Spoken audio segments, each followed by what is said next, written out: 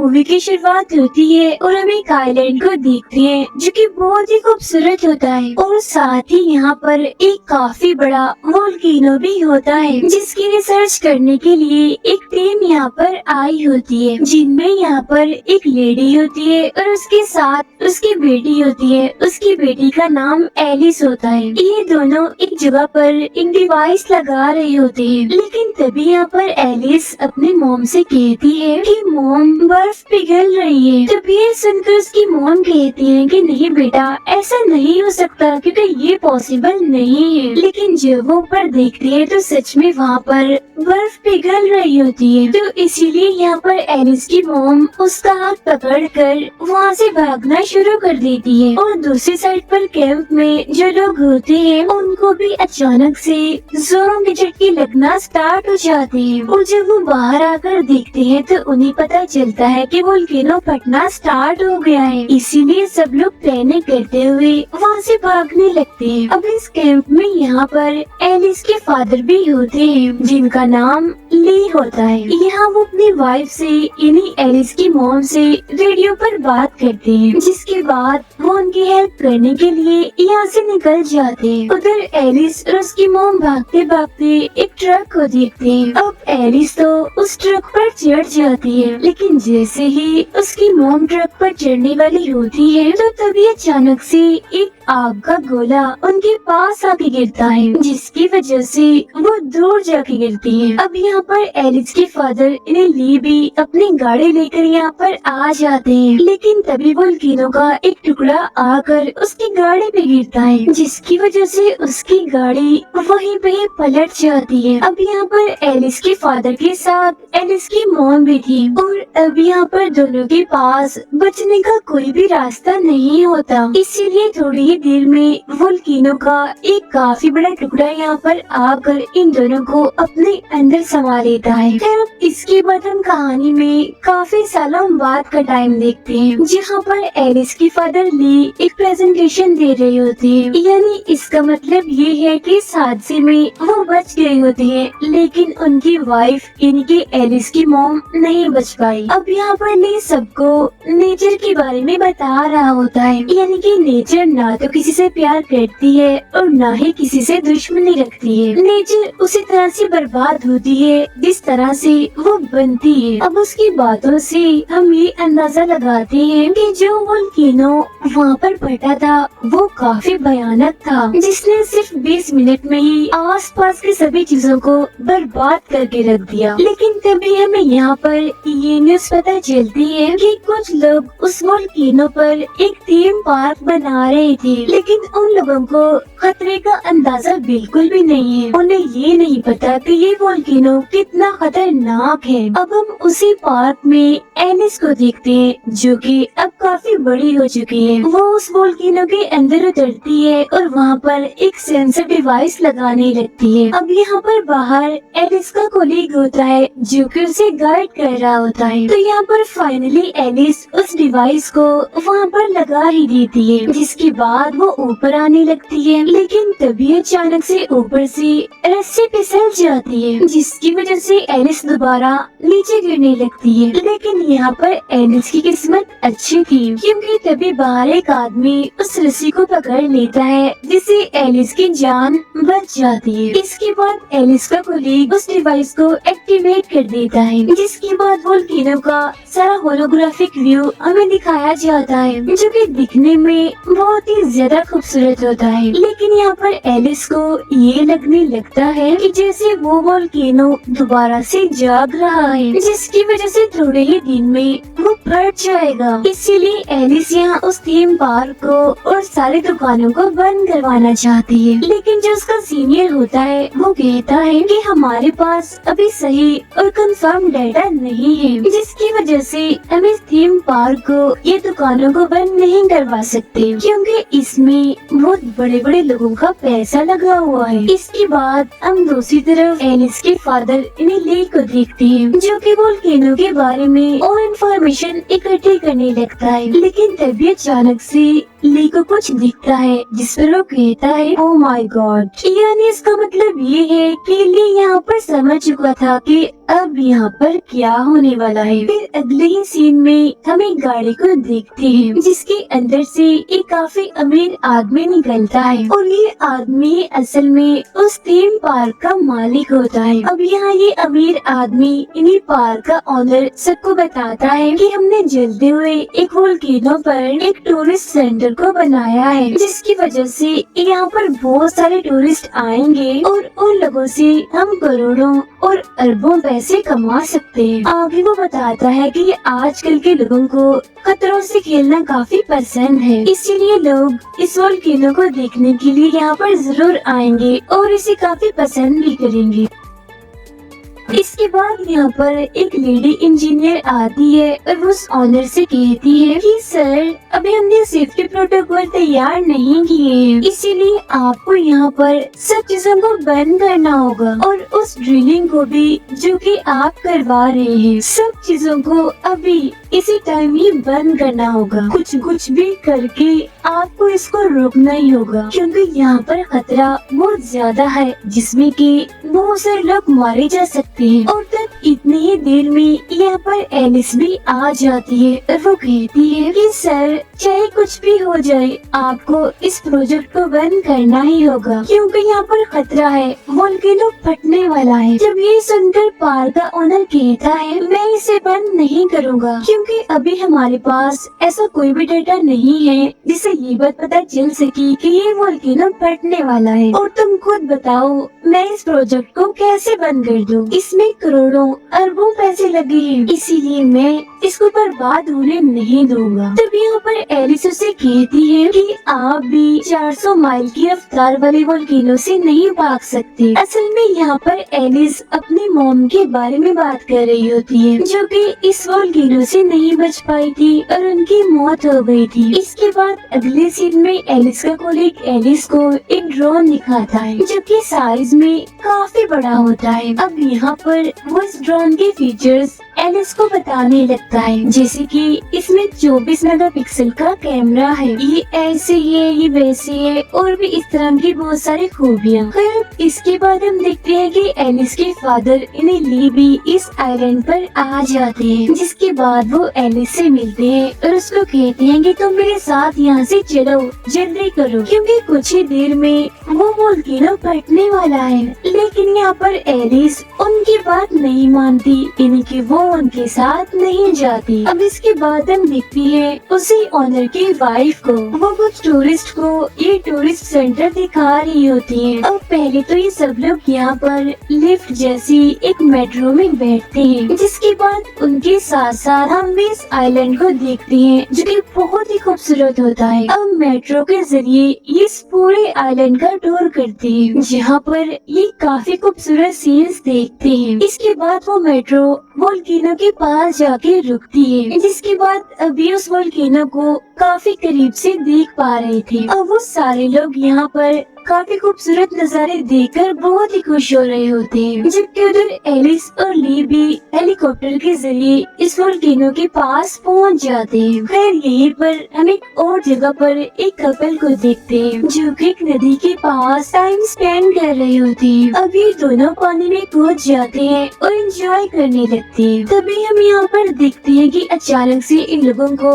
Volcano के झटके आना स्टार्ट हो जाते हैं, जिसके बाद एलिस कहती है जल्दी से टूरिस्ट को यहाँ से हटाओ और मेरे लिए यहाँ पर एक हेलीकॉप्टर भी बुलवाओ ताकि मैं यहाँ से निकल सकूं। उधर हम पानी में उसी कपल को देखते हैं जो कि एंजॉय कर रहे थे, लेकिन तभी उस नदी में जिसमें वो नहा रहे थे उनके पास वोल्केनो गिरना स्टार्ट हो जाता है, यानी वोल्केनो के बड़े बड़े लावे पानी के अंदर गिरने लगते हैं। अब जिस डोर से ये लोग यहाँ पर आए थे वो भी अब तक बंद हो चुका था, वो भी भी इस लावा की वजह से। तभी यहाँ इस कपल में वो लड़का कहता है कि हमें यहाँ पर पाइप को फॉलो करना चाहिए, क्योंकि इसको फॉलो करने पर ही दूसरे रास्ते के जरिए हम बाहर निकल पाएंगे। तभी दोनों उस पाइप को फॉलो करते हुए वहाँ से तो निकल जाते हैं और पानी के ऊपर आ जाते हैं। लेकिन तभी वो लड़की अचानक से पाइप से खींचकर उस पाइप के साथ चिपक जाती है, क्योंकि असल में वो जो पाइप था वो पानी को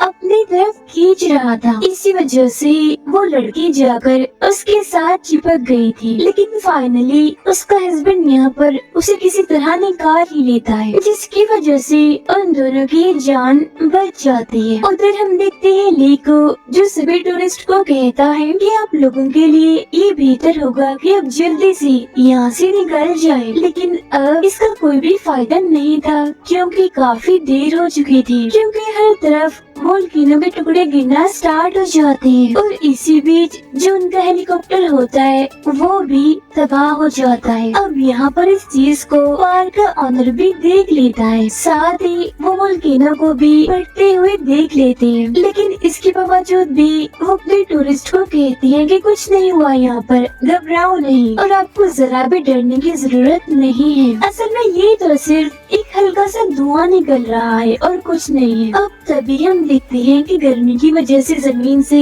जो स्टीम निकल रही थी उसकी वजह से बहुत सारे लोग इसमें मारे जाते हैं। जहाँ एलिस और ली सर्वाइवर्स को इन्हीं बचे हुए लोगों को लेकर उस लिफ्ट में भागते हैं, जिसके बाद सभी बेस स्टेशन में अनाउंसमेंट कर दी जाती है। जिसके बाद बेस से सभी लोग निकल जाते हैं इन लोगों की जान बचाने के लिए। हम एलिस और ली को देखते हैं जो कि मेट्रो में भाग रहे होते हैं, लेकिन तभी अचानक से वोल्केनो का एक बड़ा सा टुकड़ा आकर इनके मेट्रो के ट्रैक को तोड़ देता है, जिसकी वजह से अब एलिस यहाँ पर बोलती है कि हमें यहाँ से कूद कर दूसरी मेट्रो में जाना चाहिए, वरना तो हम सारे लोग मारे जाएंगे अगर यहीं पर ही रहे तो।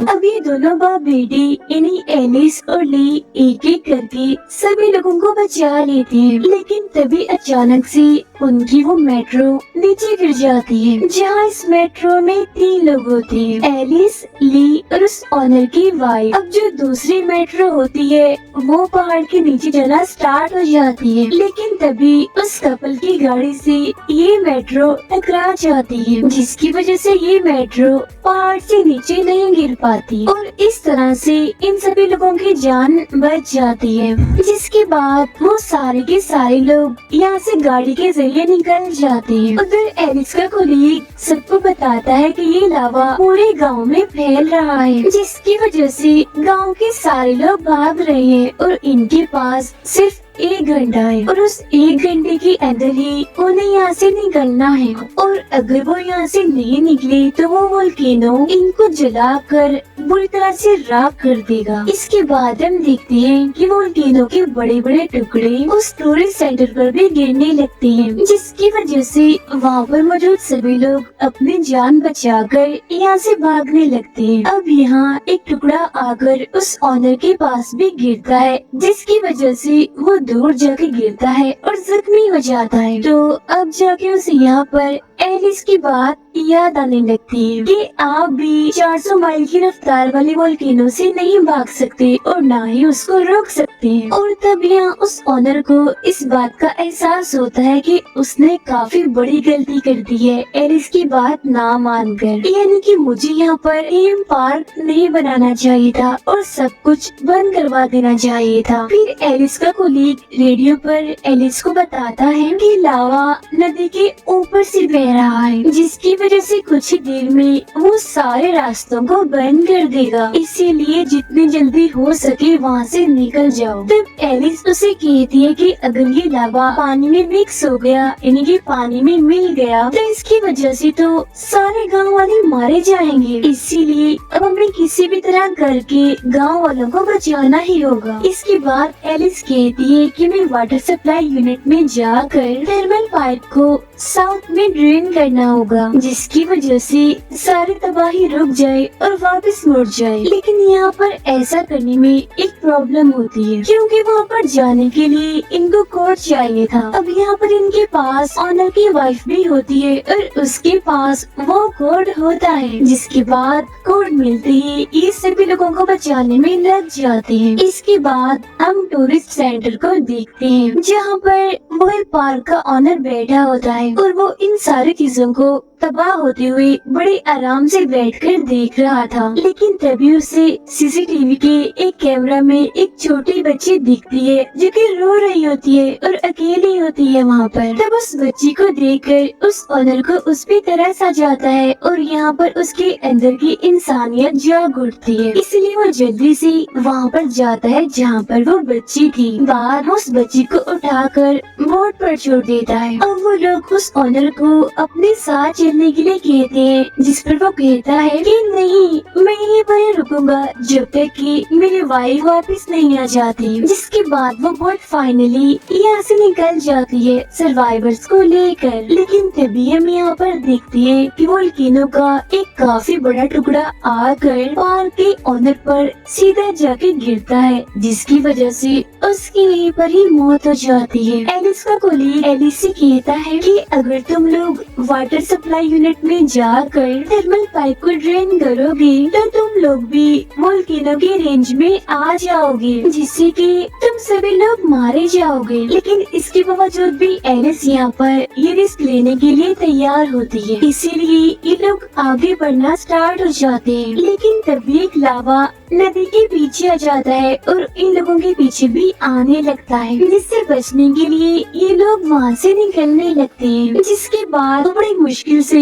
उस वाटर सप्लाई यूनिट पर पहुँच जाते हैं। लेकिन यहाँ पर एलिस का कोलीग उनको बताता है कि तुम्हारे पास सिर्फ 2 घंटे ही बचे हैं, जिसके बाद हेलीकॉप्टर तुम तक पहुँच जाएगा, इसीलिए जल्दी जल्दी अपना काम करो और यहाँ से निकल जाओ। इसके बाद जब ये लोग वाटर सप्लाई यूनिट के अंदर जाते हैं तो ये देखते हैं कि वहाँ पर तो लावा पहले ही पहुँच चुका है और इन्होंने जिस वॉल को, जिस सर्किट को नीचे गिराना था, उसके पास भी वो खतरनाक लावा पहुँच चुका था, जिसकी वजह से अब वहाँ पर जाना काफी मुश्किल था। तो अब यहाँ पर एलिस अपना दिमाग लगाती है, जिसके बाद वो अपने कोलीग से कहती है कि तुम अपने ड्रोन को इस यूनिट की छत से टकरा दो, जिसकी वजह से यहाँ पर वो वॉल गिर जाए, वो सर्किट गिर जाए, जिसके बाद यहाँ का सारा जो ड्रेनिंग सिस्टम होगा वो ऑन हो जाएगा। जब ये सुनकर एलिस का कोलीग ऐसे ही करता है, यानी कि अगले ही पल उसका वो ड्रोन जो कि उसने बनाया था वो आकर उस वाटर सप्लाई यूनिट की छत से टकरा जाता है, जिसकी वजह से यहाँ पर ब्लास्ट हो जाता है, जिसकी वजह से डैम खुल जाता है और सारा पानी वहाँ से निकलना शुरू हो जाता है।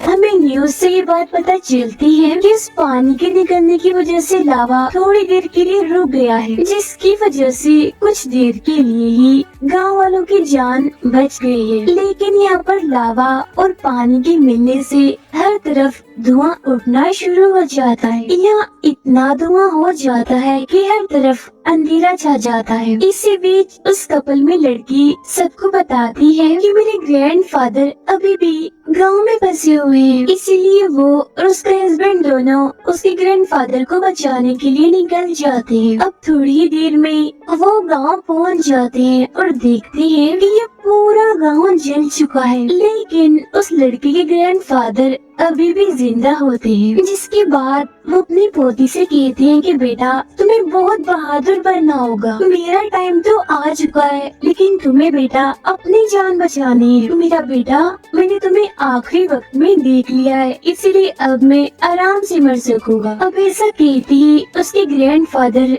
यहीं पर ही मर जाते हैं, जिसे देखकर उनकी पोती काफी इमोशनल हो जाती है और रोने लगती है। लेकिन उनके पास यहाँ टाइम बहुत कम था, इसीलिए वो लोग यहाँ से निकल जाते हैं। लेकिन जब भी सारे लोग आगे बढ़ रही होती है तो इनकी गाड़ी अचानक से लावा में फंस जाती है और टायर्स भी बुरी तरह से लावा में फंस जाते हैं, जिसकी वजह से इनकी गाड़ी नीचे खाई में गिरने वाली होती है। लेकिन तभी उस कपल में लड़का गाड़ी से बाहर निकलता है और एक हुक को एक पत्थर में फंसा देता है, जिसके बाद वो कहता है कि गाड़ी को रिवर्स लेना शुरू करो। लेकिन उनका ये प्लान भी काम नहीं आता और अब देखते ही देखते इनकी गाड़ी खाई में लटक जाती है। लेकिन यहाँ पर इनकी किस्मत अच्छी होती है क्योंकि सभी लोग एक एक करके उस गाड़ी से बाहर निकल आते हैं, जिसके बाद ये सारे लोग एलिस के कोलीग के बेस में पहुँच जाते हैं। फिर वो यहाँ पर आकर उस वोल्केनो को देखने लगते हैं, जिसे देखकर यहाँ ये कहते हैं कि सब लोग हर चीज को यहीं पर छोड़कर जितनी जल्दी हो सके यहाँ से भाग जाओ। तब उनकी ये बात सुनकर सभी लोग यहाँ से भागने लगते हैं और साथ ही वोल्केनो भी अपनी पूरी ताकत से यहाँ पर फटने लगता है। लेकिन इसके बावजूद भी ये लोग नहीं रुकते और भागने लगते हैं। लेकिन तभी आग का एक गोला आकर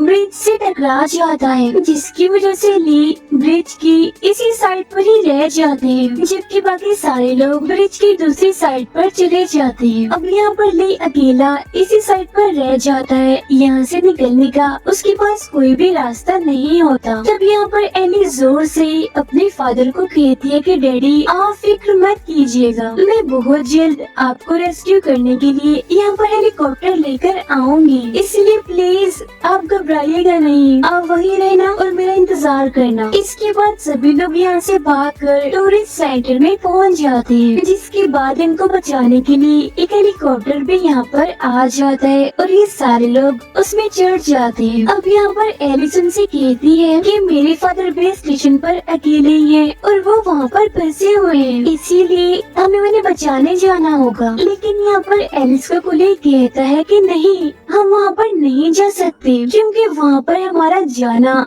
काफी खतरनाक साबित हो सकता है, क्योंकि वो बेस पूरी तरह से तबाह हो चुकी है। खैर इसके बाद हम लेकर देखते हैं जो कि बाइक के जरिए यहाँ से भाग रहे होते हैं, जहाँ वोल्केनो भी जो कि बुरी तरह से फट गया था वो उनके पीछे पड़ा हुआ था और अब देखते ही देखते उनकी बाइक वहाँ पर गिर जाती है, जिसकी वजह से वो वोल्केनो ली को अपने लपेट में ले लेता है। जहाँ एलिस भी अपने फादर को हेलीकॉप्टर से मरते हुए देख रही थी, जिसकी वजह से वो काफी दुखी हो जाती है और यही बड़ी रोने लगती है और कहती है कि पापा प्लीज मुझे माफ कर दीजिएगा, मैं आपको बचा नहीं पाई। फिर हम वोल्केनो की पूरी ताकत को देखते हैं जो कि अपने फुल पावर में फटता है और ये दिखने में काफी बड़ा और काफी भयानक होता है। और अब यहाँ पर लेकी बात सच हो गई होती है कि कोई भी नेचर से नहीं जीत सकता। फिर अब उनका हेलीकॉप्टर एक सेफ जगह पर आ जाता है। अब यहाँ पर ऑनर की वाइफ उसी बच्ची के हाथ में अपने हस्बैंड की घड़ी देखती है और वो उसे पूछती है कि बेटा